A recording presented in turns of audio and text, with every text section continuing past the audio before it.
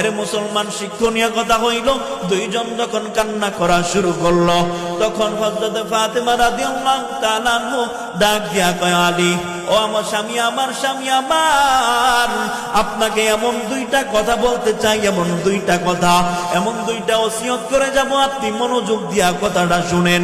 হযরত আলী রাদিয়াল্লাহু তাআলা বলেন, বলো বিবি বলো, তুমি তো দুনিয়ার জমিন থেকে বিদায় হয়ে যাইবা। হযরত ফাতেমা দুনিয়ার জমিন থেকে বিদায় হয়ে যাবে আলী বুঝে ফেলছেন। হযরত ফাতেমা ডাক দিয়া কয়, স্বামী আমার, আপনি শুনেন, আপনি শুনেন, দুইটা কথা আপনাকে ওসিয়তনামা বলে যাচ্ছি। এক নাম্বার কথা হইল, স্বামী আমার, হাতের মধ্যে হাত থেকে স্বামীকে বলতেছে, স্বামী আমার, আপনি আমাকে ক্ষমা করে দেন, কারণ আপনার যেই হক আদায় করার দরকার ছিল ওই হক আমি আদায় করতে পারি নাই। ও স্বামী আমার, আপনি যদি হাসরের ময়দানে যদি আল্লাহর কাছে নালিশ দেন, আল্লাহ হযরত ফাতেমা আমার ঠিকমতো হক আদায় করতে পারে নাই, এই কথা যদি আপনি হাসরের ময়দানে বলেন, কোটি কোটি মানুষের সামনে আমার বাবা বড় শরম পাবে, আমার বাবা যেন শরম না পায়। ও আলী, আমি আপনার কাছে ক্ষমা চাই, আপনার কাছে ক্ষমা ভিক্ষা চাই। ও আলী, ও স্বামী আমার, আপনার কাছে ক্ষমা ভিক্ষা চাই। আলী ডাক দিয়া কয়, ও বিবি আমার, তুমি এই কথা কেমনে বলতে পারলা? তোমাকে বিবাহ করার পর আমি কোনোদিন তোমাকে সঠিক মতো পেট ভরে ভাত খাওয়াইতে পারি নাই, ভালো একটা জামা দিতে পারি নাই, ভালো একটা বিছানাও আমি তোমাকে দিতে পারি নাই, ভালো একটা স্বামী হইয়া আমি তোমাকে উপহার দিতে পারি নাই। ও ফাতেমা, তুমি এইটা কেমন কথা বললা? আমি তো তোমাকে বলবো তুমি আমারে মাফ করে দাও। ও পুরান দিয়ার মা, একটু চিন্তা করিয়া দেখ, কত সুন্দর স্বামী স্ত্রী একসাথে কত হাত দিয়া কত চমৎকার কথা বলে, কিন্তু বর্তমান দেখা যায় আমাদের মা বোনেরা স্বামীদের সাথে খারাপ আচরণ করে। আলহামদুলিল্লাহিল্লাযী জাআলা আশ-শামসা ওয়াল কমারা বিহুসবান ওয়ান নাজমা ওয়াশ-শাজারা ইয়াসজুদান وفضل زمانا على زمان كما فضل مكانا على مكان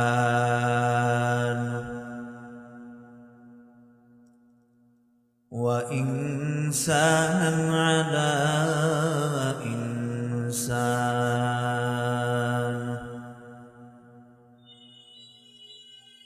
ونشهد أن لا إله إلا الله وحده لا شريك له لا ضد له ولا ند له ولا مثل له. ونشهد أن سيدنا وسندنا وحبيبنا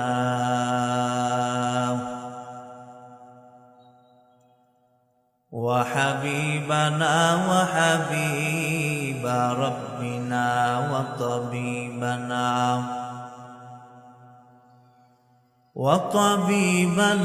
وطبيب قلوبنا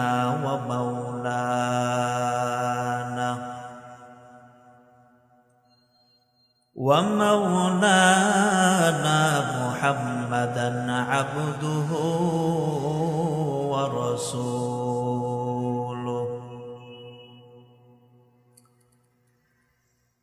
صلى الله عليه وعلى آله وأصحابه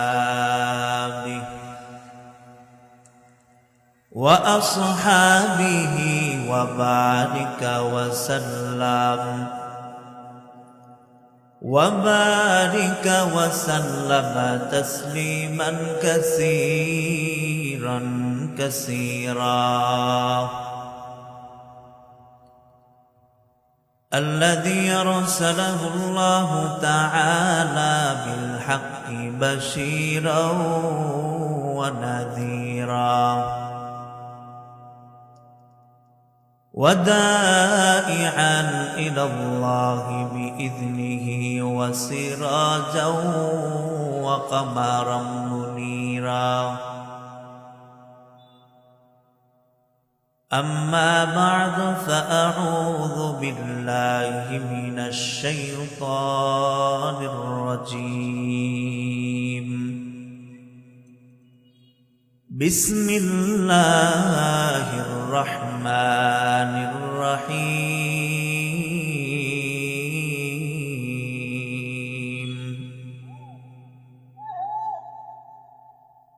لقد كان لكم في رسول الله أسوة حسنة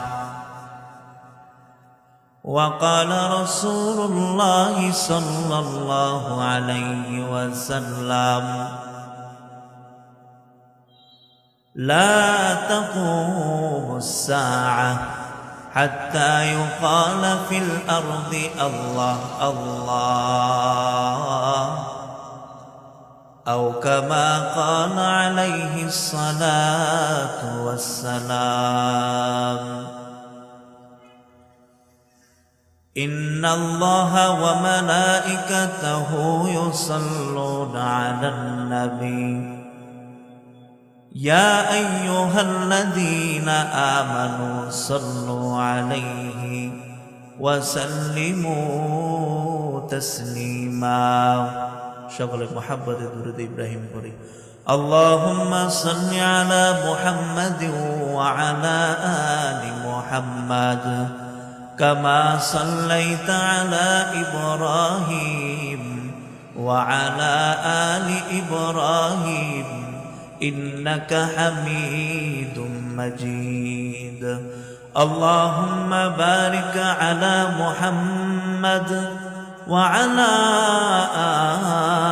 آل محمد كما باركت على إبراهيم وعلى آل إبراهيم إنك حميد مجيد زمین میلی نہیں ہوتی زمن میلا نہیں ہوتا زمین میلی نہیں ہوتی زمن میلا نہیں ہوتا زمین میلی نہیں ہوتی زمن میلا نہیں ہوتا محمد کے غلاموں کا کفن میلا نہیں ہوتا کفن میلا نہیں ہوتا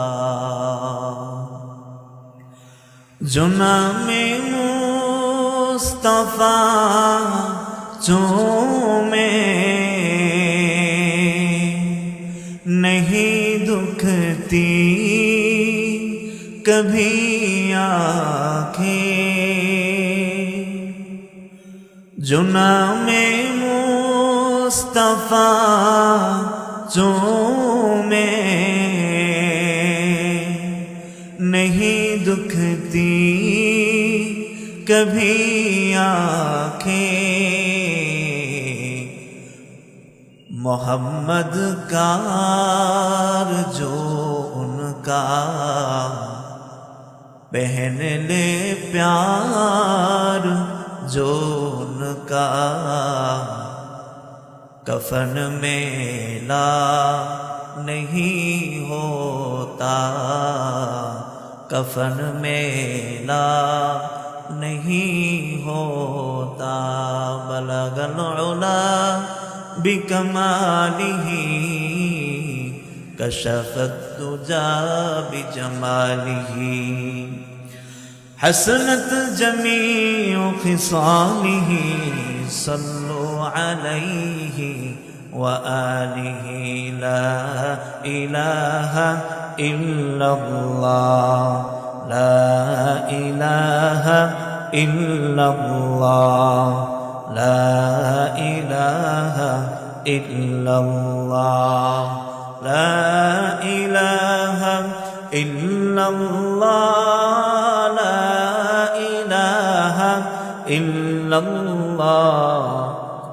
لا إله إلا الله لا إله إلا الله لا إله إلا الله محمد رسول الله صلى الله عليه وسلم سبحانك لا علم لنا إلا ما علمتنا إنك أنت العليم الحكيم قال رب اشرح لي صدري ويسر لي أمري واحلل عقدة من لساني يفقه قولي الحمد لله পুরান্দিয়া বাস স্ট্যান্ড জামে মসজিদ কমিটির উদ্যোগে 19তম বার্ষিক ওয়াজ ও দোয়ার মাহফিলের সম্মানিত সভাপতি, সহসভাপতি, উদ্বোধক, প্রধান অতিথি, প্রধান আকর্ষণ, বিশেষ বক্তা হযরত উলামায়ে কেরাম, আমার সামনে উপবিষ্ট কোরআন পিপাসুক আমার ভাইয়েরা, বন্ধুরা, বাবারা এবং পর্দার আড়ালের অন্তরালের মা ও বোনেরা, আল্লাহ পাক রব্বুল আলামিনের দরবারে শুকরিয়া যে আল্লাহ পাক রব্বুল আলামিন কোরআনুল কারীমের নিসবতে, হাদিস শরীফের নিসবতে আজকে এই মহতি জান্নাতের বাগানে আল্লাহর মনোনীত বান্দা হিসাবে আমাদেরকে কবুল করেছেন।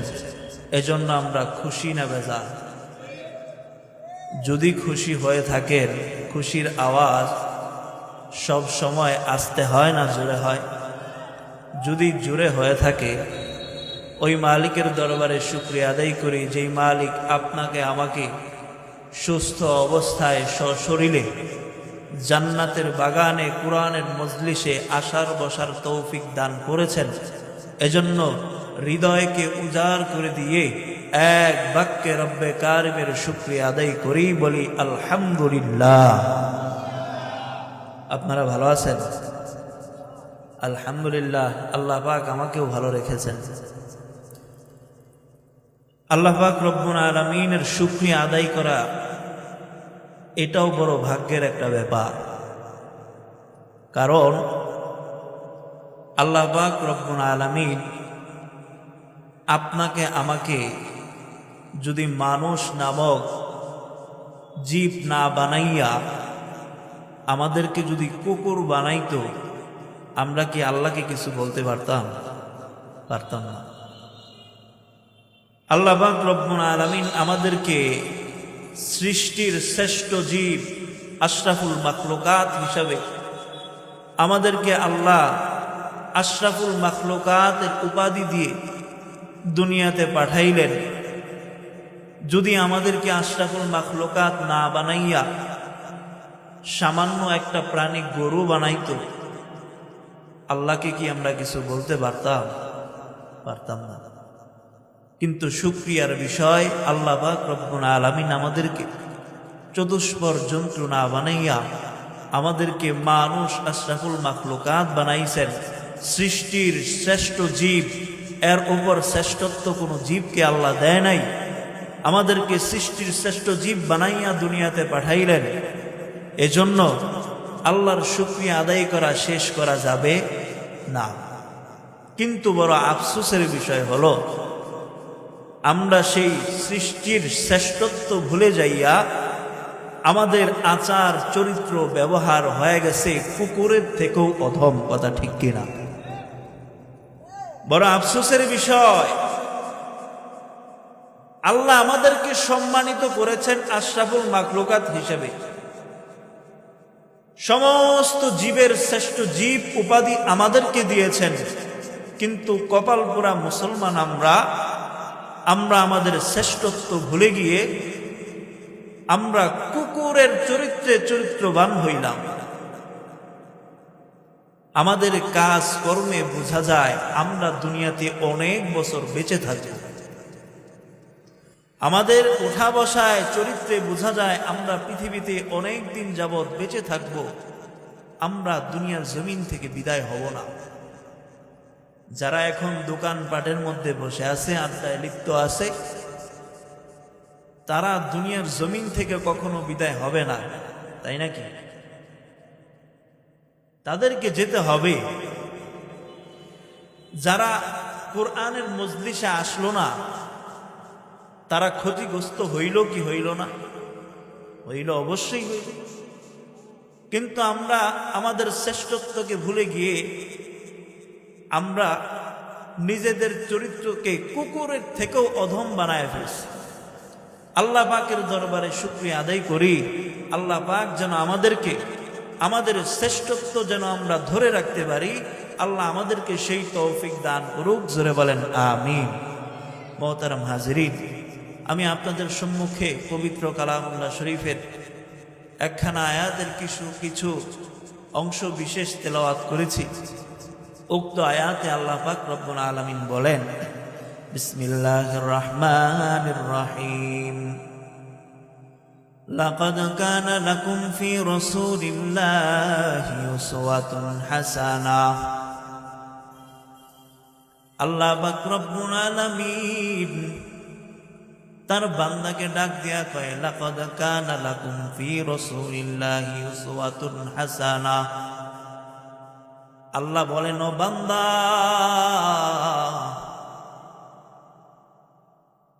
রাসূলের মধ্যে উত্তম আদর্শ আমি দিয়া দিলাম তোমাদের জন্য। অর্থাৎ আল্লাহ বলেন, আপনার আমাদের জন্য উত্তম আদর্শ রয়েছে আমাদের রাসূলের মধ্যে। আমার রাসূল এমন একজন রাসূল, যেই রাসূলের আদর্শে যদি আমরা আদর্শবান হইতে পারতাম, আল্লাহ পাক রব্বুল আলামিন কয়, রাসূলের উত্তম আদর্শে যদি আমরা আদর্শবান হইতে পারতাম, তাহলে আমরা দুনিয়াতেও দামি, আখিরাতের জমিনেও দামি হয়ে যাইতাম। মুসলমান ইমানদার আল্লাহর গোলাম নবীর উম্মতের দল, একটু চিন্তা করিয়া দেখেন, আল্লাহর রাসূল এমন কিছু জিনিস আমাদেরকে শিক্ষা দিয়া যায় নাই যেই জিনিসের মধ্যে রাসূলের আদর্শ নাই। আপনার আমার জীবনের গোটা জিন্দেগির মধ্যে চলাফেরা করতে যা কিছু দরকার সব কিছু আমাদের নবীদের আদর্শের মধ্যে পাওয়া যায়। আরে মুসলমান, একটু চিন্তা করিয়া দেখেন, আল্লাহর রাসূল আমাদেরকে সব কিছু শিক্ষা দিয়া গেছে। আমার নবীর আদর্শের দিকে একটু তাকায়া দেখেন, আমাদের মাথা থেকে পা পর্যন্ত আল্লাহর রাসূল প্রত্যেকটা ধাপে ধাপে আমাদেরকে শিক্ষা দিয়া গেছে। আপনি যদি চুল কাটতে যান, আমার নবীর দিকে তাকায়া দেখেন, চুল কিভাবে কাটতে হয় আমার নবীজি আমাকে আপনাকে শিক্ষা দেয়া গেছে। আপনি আমি কিভাবে চলাফেরা করব, আমার নবীর আদর্শ তাকায়া দেখেন, আল্লাহর রাসূল আমাদেরকে শিখায়া গেছেন কিভাবে দুনিয়ার জমিনে চলতে হয়। আমার নবীর চরিত্রের দিকে তাকায় দেখেন, কিভাবে আপনি মানুষের সাথে কথা বলবেন, ওইটাও আর ওই পদ্ধতি আমার নবী আপনাদেরকে শিখায়া গেছে। আমার নবীর দিকে তাকায় দেখেন, এমন কোনো বিষয় নাই, এমন কোনো বিষয় নাই আমার নবীর মধ্যে নাই। আপনার আমাকে শিক্ষা দিয়া যান নাই এমন কোনো বিষয়, আল্লাহর হাবিব আমাদেরকে শিক্ষা দিয়া যান নাই এমন কোনো বিষয় নাই। সামান্য আপনি ঘর থেকে কিভাবে বের হবেন, কিভাবে আল্লাহর রাসূলের সুন্নাত আছে, ওই জিনিসটাও আল্লাহর রাসূল বলে গেছে। আল্লাহ রাসূল কয়, যেই ব্যক্তি আমার সুন্নতকে আঁকড়ে ধরে রাখবে, আল্লাহর হাবিব বিদায় হজ্জের বাণীর মধ্যে বলে গেছেন, যেই ব্যক্তি কোরআন এবং সুন্নাহকে ধরে রাখবে ওই ব্যক্তি দুনিয়ার জমিনে কোনোদিন পথভ্রষ্ট হইতে পারে না। কিন্তু বড় আফসোসের বিষয় হলো, বর্তমান আল্লাহর রাসূল আমাদেরকে বলে গেছেন কোরআন এবং সুন্নাহ অনুযায়ী জীবন পরিচালনা করো, কোরআন এবং সুন্নাহকে আঁকড়ে ধরে রাখো, তাহলে দুনিয়ার মধ্যে সফল কাম হইতে পারবা। কিন্তু আমরা করি এর উল্টা। আল্লাহর রাসূল কইছে কোরআন ধরো, আমার সুন্নতকে আঁকড়ে ধরো, দুনিয়া তো সফল কাম, কোনোদিন পথভ্রষ্ট হইবা না। কিন্তু আমরা আল্লাহর রাসূলের সুন্নতকে বাদ দিয়ে আমরা বেদিনদের বিজাতিদের সুন্নত আমরা আমাদের অন্তরে লালন করতেছি। অথচ আল্লাহর রাসূল কত সুন্দর জীবন বিধান আমাদেরকে শিক্ষা দিয়ে গেছে। আপনি বাথরুমে যাবেন, দোয়া পরে প্রবেশ করেন বাম পা দিয়ে, আবার দোয়া পরে বের হন ডান পা দিয়ে। যতটুকু সময় আপনার কাজে আপনি ব্যয় করলেন, এই সময়টাও আল্লাহ পাক রব্বুল আলামিন আপনার আমলনামার মধ্যে সওয়াবে ভরপুর করে দিবেন। আর কি চান আপনি? বড় আফসোসের বিষয় হলো আল্লাহর রাসূলের সুন্নত আমরা বাদ দিয়ে বিদাতীদের সুন্নত আমরা আঁকড়ে ধরেছি। এজন্য আমাদের ঘরের মধ্যেও শান্তি নাই। শান্তি আছে? মুসলমান ইমানদার আল্লাহর গোলাম নবীর উম্মত, একটু চিন্তা করিয়া দেখেন, ঘর থেকে নিয়ে রাষ্ট্র জীবন পর্যন্ত আমার রাসূলের সুন্নতের কোনো রেশ নাই। এজন্য আমাদের থেকে শান্তি উঠে যাচ্ছে ধীরে ধীরে। আরে মুসলমান, আমার নবীর দিকে তাকায় দেখেন, আমার নবীর দিকে যদি তাকায় দেখেন একজন রাষ্ট্রনায়ক হিসাবে, আমার নবীর রাষ্ট্রনায়ক হিসাবে সফল, কথা ঠিক কিনা? রাজনীতি যদি করতে হয়, রাজনীতি যদি শিখতে হয়, আমার নবীর দিকে তাকায় শিখেন। মুসলমান ইমানদার আল্লাহর গোলাম নবীর উম্মতের দল, একটু চিন্তা করিয়া দেখেন, আমার নবীর দিকে তাকায় দেখেন। আমার নবী যদি বাবা হিসাবে যদি আপনার নবীকে দেখেন, বাবা হিসেবেও আমার আপনার নবী সফল। আপনি যদি ফলো করেন একজন বাবা হিসাবে আমার নবীকে, আমার নবী বাবা হিসাবে সফল। আমার নবীকে যদি একজন রাষ্ট্রনায়ক হিসেবে যদি দেখতে চান, আমার আপনার নবী মুহাম্মদ রাষ্ট্রনায়ক হিসাবেও সফল। মুসলমান ইমানদার আল্লাহর গোলাম নবীর উম্মতের দল, একটু চিন্তা করিয়া দেখেন, যেই জীবনটা পিছনে ফলায় আসছেন ওই জীবনের দিকে আর তাকায়েন না। যেই জীবনটা এখনো বাকি আছে রে মুমিন, ওই জীবনটা নবীদের সুন্নাত মোতাবেক যদি নিজের জীবনটারে পরিবর্তন করতে পারেন, তাহলে আপনার দুনিয়াতেও আপনার সম্মান, আখিরাতের জমিনেও সম্মান বাড়ায়া দিবেন আমার আল্লাহ। মুসলমান ইমানদার আল্লাহর গোলাম নবীর উম্মতের দল, এমন একটা হাদিস শেখায় দেব, এমন একটা হাদিস, যেই হাদিসের মধ্যে আপনাদের জন্য আজকে তিনটা কথা, আজকে শিক্ষা আছে। আমার আপনার নবী মুহাম্মদ সাল্লাল্লাহু আলাইহি ওয়াসাল্লামের কন্যা হযরত ফাতেমা রাদিয়াল্লাহু তাআলা আনহার ঘটনা আপনাদেরকে শোনায়া দিই। কেমন বাবা, কেমন বাবা, কেমন বাবা,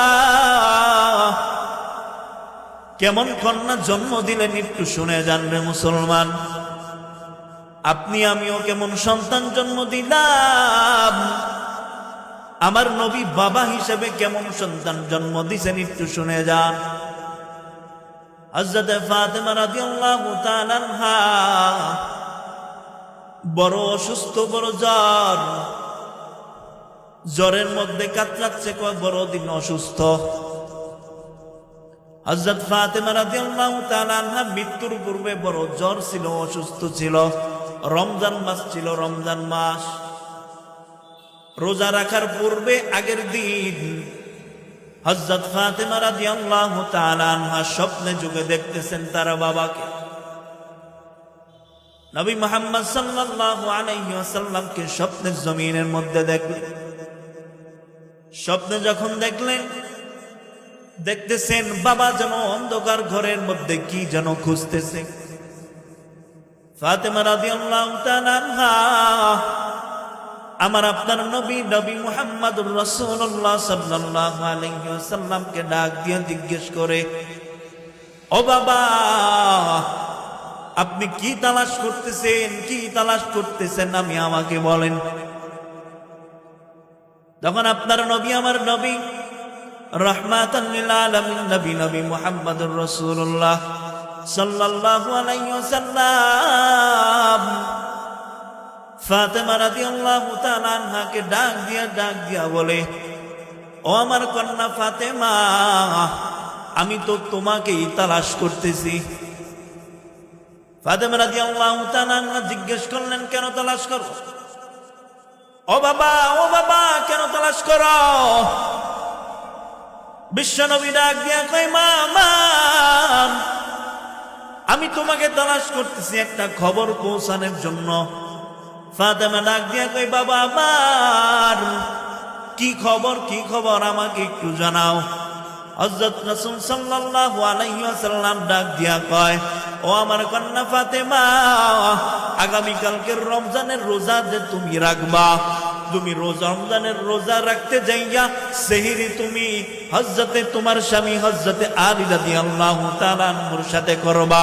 কিন্তু ফাতেমা তুমি শুনিয়া নাও, তুমি কিন্তু ইফতার আমি বাবা মুহাম্মাদের সাথে তুমি করবা। এই কথা বলার পর ফাতেমা রাদিয়াল্লাহু তাআলা আনহার ঘুমটা ভেঙে গেলেন। ফাতেমা রাদিয়াল্লাহু তাআলা আনহা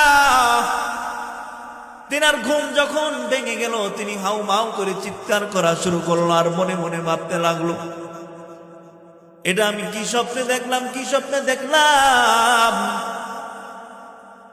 কারণ এই স্বপ্নটা হয়তো বাস্তব স্বপ্ন, কারণ আমার বাবার চেহারা অন্য কেউ কোনো শয়তান ধরতে পারবে না, আল্লাহর রাসূলের চেহারা কোনো শয়তান আকৃতি ধরতে পারবে না। এজন্য এই স্বপ্নটা সত্য। ফাতেমা রাদিয়াল্লাহু তাআলা আনহা বড় টেনশনের মধ্যে পড়ে গেলেন, কিন্তু কাউকে জানায় নাই, হযরত আলীকে জানায় নাই। প্রতিমধ্যে হঠাৎ করে সেহরির সময় ঘনায় আসলো। সেহরির সময় যখন হইল, সেহরির মধ্যেই দস্তরখান বিছায়া দিল। ফাতেমা রাদিয়াল্লাহু তাআলা আনহা আলী রাদিয়াল্লাহু তাআলা আনহুকে ডাক দিয়ে বলে, না, এই স্বপ্নের কথা জানায় নাই, কারণ যদি জানায় তাহলে হযরত আলী রাদিয়াল্লাহু তাআলা আনহু সেহরি করতে পারবে না। যখন একসাথে এক দস্তরখানার মধ্যে সেহরি করা শুরু করলেন, তখন ফাতেমা রাদিয়াল্লাহু তাআলা আনহা হযরতে আলী রাদিয়াল্লাহু তাআলা আনহু দুইজন যখন সেহরি খাওয়া শুরু করলেন, সেহরি খাওয়া শেষ হয়ে গেল। সেহরি খাওয়া শেষ হওয়ার পর হযরতে আলী রাদিয়াল্লাহু তাআলা আনহু মসজিদের মধ্যে চলে গেলেন নামাজ পড়ার জন্য। মসজিদের মধ্যে যখন নামাজ পড়ার জন্য চলে গেলেন হযরত আলী রাদিয়াল্লাহু তাআলা আনহু, এই দিক দিয়ে হযরত ফাতেমা রাদিয়াল্লাহু তাআলার অন্তরটা বড় খা হয়ে গেছে। কিছু বলতে পারে না, বললে স্বামী যেন কি মনে করে, কি অবস্থা হয়ে যায়। নিজের মনের মধ্যে কান্না, কিন্তু চোখ দিয়ে কান্না প্রকাশ করে না। হযরত ফাতেমা রাদিয়াল্লাহু তাআলা আনহা যখন জায়নামাজের মধ্যে বসে গেলেন, নামাজ পড়া শুরু করলেন। ফজরের নামাজ পড়ার পর সাথে সাথে জায়নামাজটা উঠায় নিলেন। জায়নামাজটা উঠানোর পর ফাতেমা রাদিয়াল্লাহু তাআলা আনহা তিনটা কাজ করা শুরু করলেন, যা বিগত সময়ে কখনো তিনি করেন নাই। তিনটা কাজ। এক নাম্বার কাজ, ফাতেমা রাদিয়াল্লাহু তাআলা আনহা ফজরের নামাজের পর নামাজ পড়ে সাথে সাথে ওজিফা না করে চুলার মধ্যে অনেক বড় একটা ডেক বসায় দিলেন গরম পানি করার জন্য। এই হলো এক নাম্বার কাজ। দুই নাম্বার কাজ, হযরত ফাতেমা রাদিয়াল্লাহু তাআলা আনহা হাসান হুসাইনের যত জামা কাপড় আছে সমস্ত জামা কাপড় বালতির মধ্যে ভিজায় দিলেন। যখন জামা কাপড় বালতির মধ্যে ভিজায় দিলেন, এই দুইটা কাজ ফজরের নামাজের পর ফাতেমা রাদিয়াল্লাহু তাআলা আনহা করলেন। যখন এই কাজ করার পর তিন নাম্বার কাজ, অনেকগুলো আটা একসাথে নিয়ে রুটি বানানোর জন্য বসে গেলেন। এই কাজ যখন রান্নাঘরের মধ্যে যায় করতেছে, প্রতিমধ্যে হযরত আলী রাদিয়াল্লাহু তাআলা আনহু ফজরের নামাজ পড়ার পর ঘরের মধ্যে আয়েশা দেখে বিবি যায় নামাজের মধ্যে নাই। তখন তাকায় দেখে ঘরের মধ্যে, কোন ঘরের মধ্যে ফাতেমাকে দেখা যায় না। কেন দেখা যায় না? কেন দেখা যায় না? কারণ ফাতেমা রাদিয়াল্লাহু তাআলা আনহা তিনি তো পাকের ঘরের মধ্যে নাই। বড় টেনশনের মধ্যে পড়ে গেলেন আলী। কারণ এই জন্য টেনশন করতেছেন, ঘরে নাই এই জন্য না, টেনশন করতেছেন এই ভেবে, কারণ কোনদিন তো হযরত আলী দেখে নাই হযরত ফাতেমা রাদিয়াল্লাহু তাআলা আনহা কখনো ইশরাকের নামাজ না পড়ে কখনো যায় নামাজ থেকে ওঠে না। বড় টেনশনের মধ্যে পড়ে গেলেন, হায় হায়, কোনদিন তো ফাতেমাকে দেখি নাই যায় নামাজ থেকে ফজরের নামাজের পর ওজিফা শেষ করার পর ইশরাকের নামাজ না পড়ে যায় নামাজ থেকে উঠতে, কিন্তু আজকে হঠাৎ কই চলে গেল ফাতেমা? এখানে আমাদের শিক্ষণীয় বিষয়, এক নাম্বার বলেছিলাম যে ঘটনাটা বলবো, এই ঘটনার মধ্যে 3টা শিক্ষা আমাদের জন্য আছে। এক নাম্বার শিক্ষা হইল আমাদের মা বোনদের জন্য। এখন আপনারা যাচাই করে দেখেন, আপনারা বাড়িতে যায় দেখবেন কয়জন মা বোন আছে ফজরের নামাজ পড়ে বসে তাসবিহ তাহলিল পাঠ করে ইশরাকের নামাজ পড়ে তারপর অন্য কাজ শুরু করে। আমাদের মা বোনেরা ইশরাকের নামাজ কাকে বলে জানেই না। আমাদের ভাইয়েরাও বাবারাও জানে না। কারণ কেন জানে না বলি, কারণ ফজরের নামাজই তো পড়ে না, ইশরাকের নামাজ চিনবে কিভাবে? কথা ঠিক কিনা? অথচ ইশরাকের নামাজের ফজিলত কেউ যদি আল্লাহর হাবিব বলেন, বুখারী শরীফের 568 অথবা আমার স্মরণ নাই, এই 68 নম্বর হাদিস, তিরমিজির 568 নম্বর হাদিসের মধ্যে আল্লাহর হাবিব বলেন, ফজরের নামাজ পড়ার পর যায় নামাজের মধ্যে বসে কেউ যদি তাসবিহ তাহলিল জিকির আজকার করে তারপর যখন সূর্য উদিত হয়ে যায়, নিষিদ্ধ সময় শেষ হয়ে যায়, কেউ যদি 2 রাকাত নামাজ মাত্র, কয় রাকাত? 2 রাকাত নামাজ যদি কেউ পড়ে, আল্লাহর হাবিব বলেন ওই ব্যক্তির আমল নামায় কবুল উমরা এবং কবুল হজ্জের সওয়াব দেওয়া হয়। অথচ এই ব্যাপারে আমরা গাফেল, আমাদের মা বোনরাও গাফেল। অথচ ফাতেমা রাদিয়াল্লাহু তাআলা আনহা জান্নাতের সরদারিনী, দুনিয়াতে জান্নাতের টিকিট প্রাপ্ত একজন নারী, উনিও একজন নারী, আর আমাদের মা বোনরাও একজন নারী। ও কুরআন দিয়ার মা বোনেরা, আপনারা আজকে শুনে যান, ও বাবারা আজকে শুনে যান, আল্লাহর হাবিবের শিখানো সুন্নত কেমন ছিল, তাদের চরিত্র কেমন ছিল, আর আমাদের চরিত্রগুলো কেমন একটু তুলে ধরার চেষ্টা করছি। যখন হযরত আলী রাদিয়াল্লাহু তাআলা ঘরের মধ্যে আয়েশা যখন দেখে নাই, টেনশনের মধ্যে পড়ে গেলেন, কোথায় গেল? নজর করে দেখে পাকের ঘরের মধ্যে হযরত ফাতেমা রাদিয়াল্লাহু তাআলা বসা। এই 3টা কাজ যখন শুরু করলেন, হযরত ফাতেমা রাদিয়াল্লাহু তাআলা আনহা হযরত আলী রাদিয়াল্লাহু তাআলা আনহুকে দেখে বললেন, ও স্বামী আমার, ও স্বামী আমার, আপনি আসছেন, আপনি বসেন, আপনি বসেন, আপনার সাথে আমার একটা কথা আছে। হযরত ফাতেমা রাদিয়াল্লাহু তাআলা আনহা আলী রাদিয়াল্লাহু তাআলা আনহুকে ডাক দিয়া কয়, আলী, ও স্বামী আমার, আমি স্বপ্নে যুগের মধ্যে একটা স্বপ্ন দেখলাম, এই স্বপ্নটা আপনার কাছে আমি এখন বলবো। স্বপ্নটা হইল, আমার বাবা হযরত সাল্লাল্লাহু আলাইহি ওয়াসাল্লাম আমাকে ডাক দিয়া কয়, ফাতেমা, তুমি আজকে সেহরি করবা স্বামী আলীর সাথে, কিন্তু ইফতার করবা জান্নাতের মধ্যে আমি মুহাম্মদের সাথে। এই কথা যখন হযরত আলী রাদিয়াল্লাহু তাআলা আনহু যখন শুনলেন, একটা চিৎকার মারে ডাক দিয়া কয়, আল্লাহ, ও আল্লাহ, এই বুঝি আমার বিবি দুনিয়ার জমিন থেকে বিদায় হয়ে যাবে। একটা চিৎকার মেরে কান্না শুরু করলেন, কারণ ফাতেমাও কান্দে, ফাতেমাও চোখের পানি ধরে রাখতে পারলেন না। ফাতেমা রাদিয়াল্লাহু তাআলা আনহা কান্না করে এবং সাথে স্বামী আলী রাদিয়াল্লাহু তাআলা আনহু কান্না করে, 2 জন কান্না করে। আরে মুসলমান, শিক্ষণীয় কথা হইল, 2 জন যখন কান্না করা শুরু করলো, তখন হযরত ফাতেমা রাদিয়াল্লাহু তাআলা আনহু ডাক দিয়া কয়, আলী, ও ও আমার স্বামী আমার আপনাকে এমন দুইটা কথা বলতে চাই, এমন দুইটা কথা, এমন দুইটা ওসিয়ত করে যাব, আপনি মনোযোগ দিয়া কথাটা শুনেন। হযরত আলী রাদিয়াল্লাহু তাআলা বলেন, বলো বিবি বলো, তুমি তো দুনিয়ার জমিন থেকে বিদায় হয়ে যাইবা। হযরত ফাতেমা দুনিয়ার জমিন থেকে বিদায় হয়ে যাবে, আলী বুঝে ফেলছেন। হযরত ফাতেমা ডাক দিয়া কয়, স্বামী আমার আপনি শুনেন দুইটা কথা আপনাকে ওসিয়তনামা বলে যাচ্ছি। এক নাম্বার কথা হইল, স্বামী আমার হাতের মধ্যে হাত থেকে স্বামীকে বলতেছে, স্বামী আমার আপনি আমাকে ক্ষমা করে দেন, কারণ আপনার যেই হক আদায় করার দরকার ছিল ওই হক আমি আদায় করতে পারি নাই। ও স্বামী আমার, আপনি যদি হাসরের ময়দানে যদি আল্লাহর কাছে নালিশ দেন, আল্লাহ হযরত ফাতেমা আমার ঠিক মতো হক আদায় করতে পারে নাই, এই কথা যদি আপনি হাসরের ময়দানে বলেন, কোটি কোটি মানুষের সামনে আমার বাবা বড় শরম পাবে, আমার বাবা যেন শরম না পায়। ও আলী, আমি আপনার কাছে ক্ষমা চাই, আপনার কাছে ক্ষমা ভিক্ষা চাই। ও আলী, ও স্বামী আমার আপনার কাছে ক্ষমা ভিক্ষা চাই। আলী ডাক দিয়া কয়, ও বিবি আমার তুমি এই কথা কেমনে বলতে পারলা? তোমাকে বিবাহ করার পর আমি কোনোদিন তোমাকে সঠিক মতো পেট ভরে ভাত খাওয়াইতে পারি নাই, ভালো একটা জামা দিতে পারি নাই, ভালো একটা বিছানাও আমি তোমাকে দিতে পারি নাই, ভালো একটা স্বামী হইয়া আমি তোমাকে উপহার দিতে পারি নাই। ও ফাতেমা, তুমি এইটা কেমন কথা বললা? আমি তো তোমাকে বলবো তুমি আমারে মাফ করে দাও। ও পুরান দিয়ার মা, একটু চিন্তা করিয়া দেখ, কত সুন্দর স্বামী স্ত্রী একসাথে কত হাত দিয়া কত চমৎকার কথা বলে, কিন্তু বর্তমান দেখা যায় আমাদের মা বোনেরা স্বামীদের সাথে খারাপ আচরণ করে। এমন নারী আছে না নাই? জোরে কম।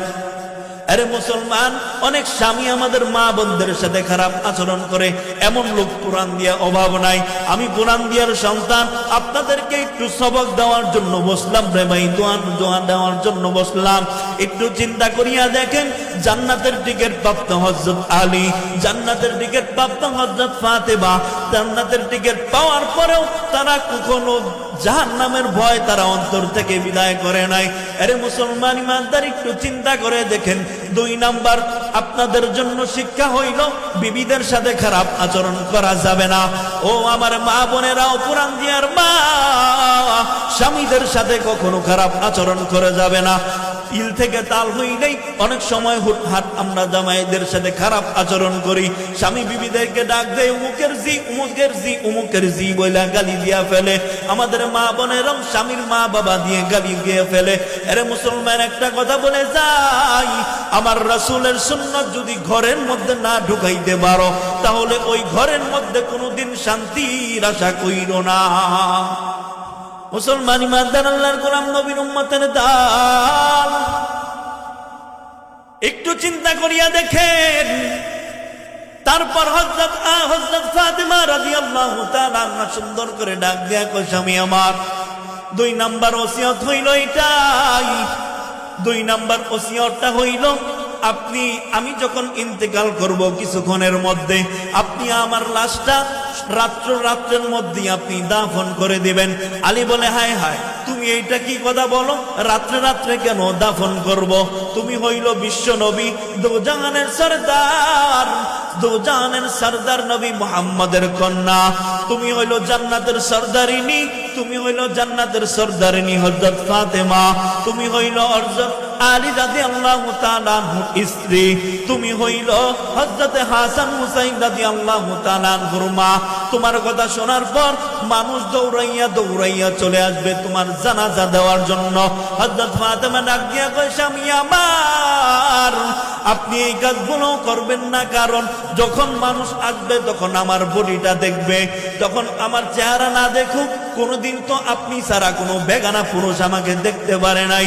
আজকে যদি আপনি জানাজার মধ্যে এলান করেন, তাহলে মানুষ দৌড়াইয়া আসবে, অনেক মানুষ ছুটে আসবে, ছুটে আইসা দেখবে ফাতেমা কেমন লম্বা ছিল, কেমন খাটো ছিল, ফাতেমার শরীরের প্রশস্ততা কেমন ছিল, চিকন ছিল নাকি মোটা ছিল, এটা তো লাশের উপর দিয়ে দেখা যায়।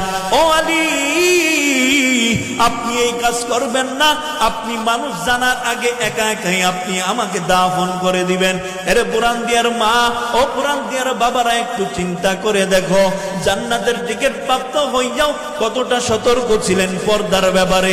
কিন্তু বড় আফসোসের বিষয় হইল আমাদের মা বোনেরা এমন বোরকা পরে, যেই বোরকা পরার পর মানুষের শরীরের গঠন তো বোঝা যায়, শরীরটা পর্যন্ত দেখা যায়। কথা ঠিক কিনা? বড় আফসোসের বিষয়, আমাদের মা বোনরা এমন ভাবে চলাফেরা করে, এমন ভাবে বাজারের মধ্যে যায়, স্বামী বিলায়ের মতো বলে থাকে এবং স্ত্রী এমন ভাবে পাওয়ার দেখায় দোকানের মধ্যে, যেন স্বামীর পাওয়ারটা উনিই পাইছে। বড় আফসোসের বিষয়। দেখবেন ওই সমস্ত পরিবারে শান্তি নাই যেই পরিবারের মধ্যে আমার আপনার নবীর সুন্নত নাই। কতটা সতর্ক তো দেখেন, হযরত ফাতেমা রাদিয়াল্লাহু তাআলা কতটুকু সতর্ক। মৃত্যুর পর লাশটা দেখে কেউ যেন না বুঝে ফাতেমা কেমন ছিল, সেই দিকে তার খেয়াল চলে গেছে। উনিও নারী, আর আপনার আমার স্ত্রী মা বোনরাও তো নারী। মুসলমান ইমানদার আল্লাহর গোলাম নবীর উম্মত, আলোচনা সংক্ষেপ করে দিচ্ছি, কিন্তু আপনাদেরকে কিছু কথা বলে যায়। অপরাণ দিয়ার মা,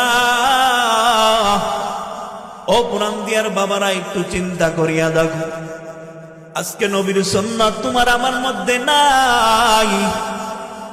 আল্লাহর হুকুম মানার মতো ধৈর্য তোমার আমার মধ্যে নাই। আল্লাহর হুকুম রাসূলের সুন্নাত অনুযায়ী জীবন যাপন করার দরকার ছিল, করতে পারি নাই। আরে মুসলমান, এখন আপনি টিভি সিনেমার মধ্যে বসে আছেন। ও মা, আপনি নগ্ন অবস্থায় পর্দা ছাড়া আপনি বাজারের মধ্যে গেলেন, এমন সময় যদি আজরাইল আপনার সামনে হাজির হইয়া যায়, তাহলে আপনার আমার অবস্থাটা কেমন হবে একটু চিন্তা করিয়া দেখেন। এরে মুসলমান, আমার বন্ধুরা, ভাইয়েরা, বাবারা, সবাই আমার আত্মীয় স্বজন, আমার পাড়া প্রতিবেশী, আমার মা বোনেরা পর্দার আড়ালে বসে আছে। এরে মুসলমান, একটু সতর্ক করে যাই, কারণ আমারও তো মনে চায় আমি একজন যুবক, আমারও তো মনে চায় আমি শার্ট প্যান্ট পরে আমি রাস্তার মধ্যে ঘুরি, আমিও নারী নিয়া আপনি রাস্তার মধ্যে ঘুরি, আমারও তো মনে চায়, আমারও তো মনে চায় এক কাপ চায়ের কাপ নিয়া টিভির মধ্যে তাকায়া থাকি, আমারও তো মনে চায় মাথার টুপিটা খুইলা চুলটা স্টাইল কইরা আমি রাস্তাঘাটে চলাফেরা করি। ও মা, ও বাবারা, একটু চিন্তা করিয়া দেখ, আমি কেন করি না, আমার স্ত্রী কেন করে না, আমার বউ কেন পর্দায় থাকে, আমার মাকে আমি কেন পর্দায় রাখলাম। আরে মুসলমান, আজকে যদি আপনি জাহান্নামের মধ্যে যান, তাহলে অন্তত আল্লাহ আমাকে ধরবে যে এলাকার বাতি যায় আমারে কোনোদিন কিছু কয় নাই। আরে মুসলমান, আপনাদের হাতে না পায়ে ধরে বলি রে ভাই, নবীর সুন্নাত যদি ঘরের মধ্যে না থাকে, নবীর সুন্নাত যদি রাষ্ট্রের মধ্যে না থাকে, নবীজির সুন্নাত যদি এলাকার মধ্যে না থাকে, কখনো শান্তির আশা আপনি আমি কোনোদিন করতে পারবো না। আরে মুসলমান ইমানদার আল্লাহর গোলাম নবীর উম্মতের দল, একটু চিন্তা করিয়া দেখেন, আমার নবী কোনো শিক্ষা নাই, আপনাকে আমাকে দিয়া যায় নাই। আরে মুসলমান, এলাকা কিভাবে পরিচালনা করবেন আমার আপনার নবী শিখায়া দেয়া গেল। আরে মুসলমান, সংসার জীবন কেমন পরিচালনা করবেন আমার নবী শিখায়া দেয়া গেল। আপনার গোটা জমিন, আপনার গোটা এলাকা, আপনার গোটা পরিবার, আপনার গোটা দেহ কিভাবে আপনি পরিচালনা করবেন আমার আম্বার নবী শিখায়া দেয়া গেল। কিন্তু বড় আফসোসের বিষয় হইল আপনার আমার নবীর সুন্নত পালন করতে ভালো লাগে না। কারণ নবীজির সুন্নত পালন করতে গেলে হাতে মোজা লাগাইতে হবে, নবীজির সুন্নত পালন করতে গেলে বোরকা পড়তে হবে, শরীর দেখানো যাবে না, এটা আমাদের মা বোনরা করতে রাজি না। যদি নবীর সুন্নত পালন করতে হয়, চাই স্টলের মধ্যে বসে গীবত করা যাবে না, এটা আমাদের ভাইয়েরা মানতে পারবে না। নবীদের সুন্নত পালন করতে গেলে ঠান্ডা পানি দিয়া ওযু কইরা মসজিদের মধ্যে আসতে হবে, এটা আমাদের ভাইয়েরা মানতে রাজি না। আরে মুসলমান, আমাদের ইসলাম কত সুন্দর ধর্ম, কত শান্তির ধর্ম, কত সুন্দর জীবন ব্যবস্থা। আল্লাহর হাবিব কত সুন্দর করে সহজ করে আমাদের জীবনটাকে বিধান ভাগ করে দিয়া গেলেন।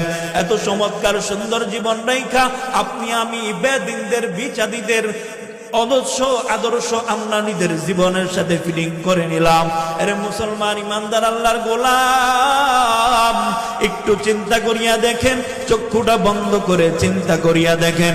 মনে করেন আজকে আপনি গুনার মধ্যে লিপ্ত হয়ে গেলেন, এমন গুনার মধ্যে লিপ্ত হয়ে গেলেন, বাড়ির মধ্যে গেলেন, আপনি বিছানার মধ্যে বালিশে পিঠ লাগাইলেন, বালিশের মধ্যে লাগাইলেন, আপনার এই মুহূর্তে আজরাইল চলে আসলো, আপনি ফজর পড়লেন না। আজরাইল আলাইহিস সালাতু ওয়াস সালাম আপনার জানটা কবজ করার জন্য চলে আসলো। ওই সময় আপনার চক্ষু উল্টে যাবে, আপনি কিছু বলতে পারবেন না। কারণ কারণ কারণ আপনি যদি রাসূলের সুন্নাত মোতাবেক চলতে পারেন তাহলে আপনার মৃত্যুটা হবে সহজ, আর যদি নবীর সুন্নাত মোতাবেক জীবনটা পরিচালনা করতে না পারেন তাহলে আপনার মৃত্যুটা হইব সবথেকে ভয়ঙ্কর।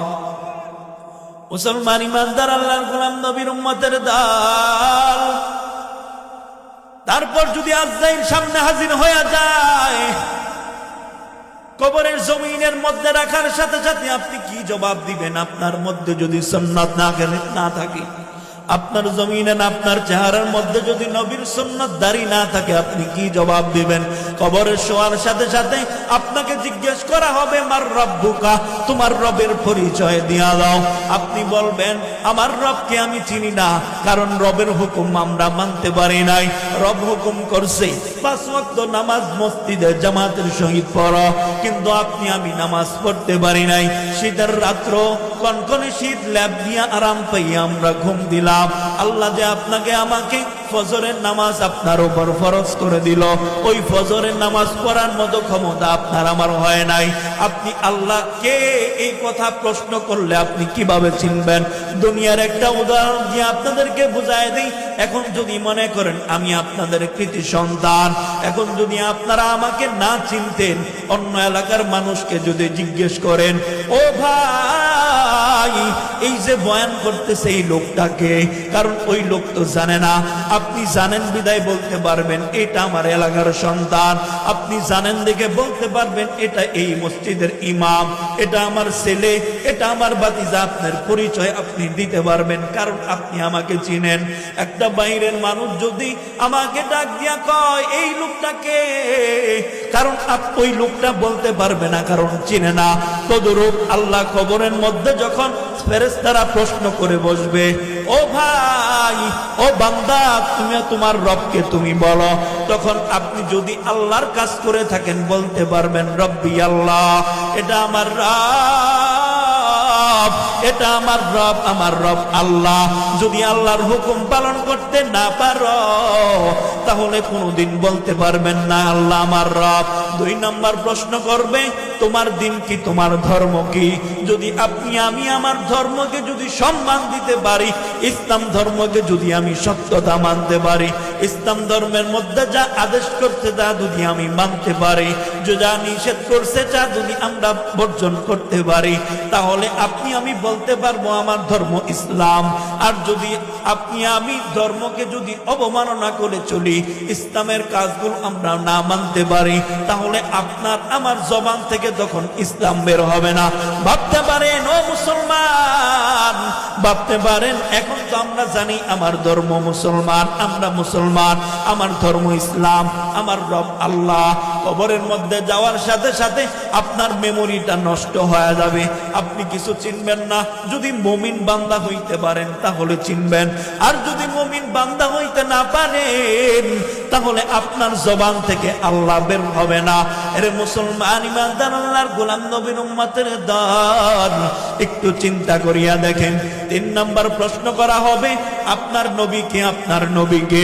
আরে মুসলমান, নবীর সুন্নাত যদি আপনার আমার মধ্যে না থাকে তাহলে আপনি বলতে পারবেন না নবীকে।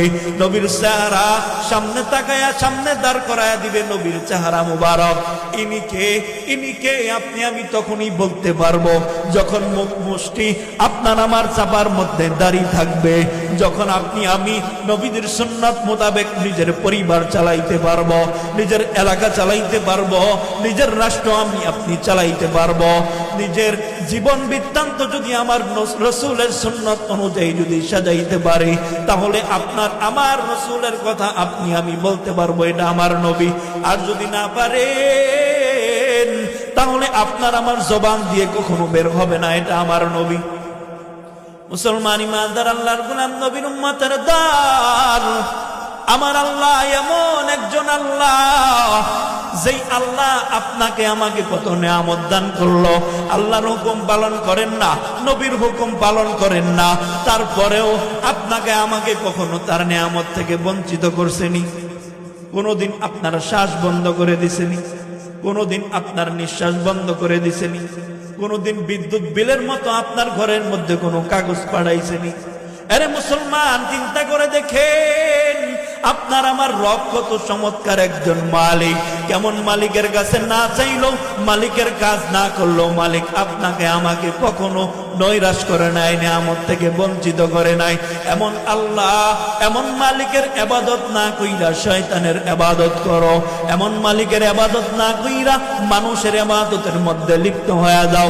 এমন মালিক, যেই মালিক আপনাকে আমাকে যখন অসুস্থতা দেয়, সুস্থতার মালিকও আমার আল্লাহ, অসুস্থতার মালিকও আল্লাহ। মানুষের কাছে যাওয়ার আগে আল্লাহর কাছে ডাক দিয়া বলেন, দেখবেন আল্লাহ আপনাকে সাথে সাথে সুস্থতার নেয়ামত দিবে। আরে মুসলমান ইমানদার আল্লাহর গোলাম নবীর উম্মতের দল, এমন মালিকের কাছে চাইলে মালিক খুশি হয়ে যায়। এই মালিক এমন একজন মালিক, যেই মালিকের কাছে না চাইলে মালিক বেজার হয়ে যায়। আল্লাহ আল্লাহ क्या मुबारक नाम है, अल्लाह अल्लाह तो मेरा गफ्फार है। अल्लाह अल्लाह क्या मुबारक नाम है, अल्लाह अल्लाह तो मेरा सत्तार है। अल्लाह अल्लाह तू मेरा रहमान है, अल्लाह अल्लाह तू मेरा सत्तार है। जुड़े बोलेন না আল্লাহু আকবার। এমন মালিকের ইবাদত করলে লাভ আছে না লস? আরে মুসলমান, চিন্তা করেন, আজকে থেকে নিয়ত করে নেন, আজকে থেকে নিয়ত করে নেন, পিছনে কিভাবে চলছি ওইটা দেখার সময় নাই। আল্লাহর কাছে মাফ চাই, আল্লাহ যেন মাফ করে দেয়। সামনে যতদিন বেঁচে থাকবো, ঈমান, আল্লাহর হুকুম, রাসূলের সুন্নাত অনুযায়ী বেঁচে থাকবো। এই ওয়াদা আজকে করতে পারবেন? দুইটা হাত দেখায় দেন। আল্লাহ পাক রব্বুল আলামিন আমাদেরকে, ওই আল্লাহ, আপনি তাকায় দেখেন, আপনার বান্দারা আমার সাথে ওয়াদা করতেছে, পিছনে কি হইছে না হইছে ওই চিন্তাবাদ, সামনের জিন্দেগিটা শেষ জীবন পর্যন্ত আল্লাহর হুকুম, রাসূলের সুন্নাত অনুযায়ী আমাদের জীবন যাপন, আমল, পরিবার, রাষ্ট্র, এলাকা সব কিছু কুরআন সুন্নাহ মোতাবেক চালানোর তৌফিক আল্লাহ তুমি আমাদেরকে দান করো। জোরে বলেন আমিন। ওয়া আখির দাওয়ানা আলহামদুলিল্লাহি রাব্বিল আলামিন। আসসালামু আলাইকুম ওয়া রাহমাতুল্লাহি ওয়া বারাকাতুহু।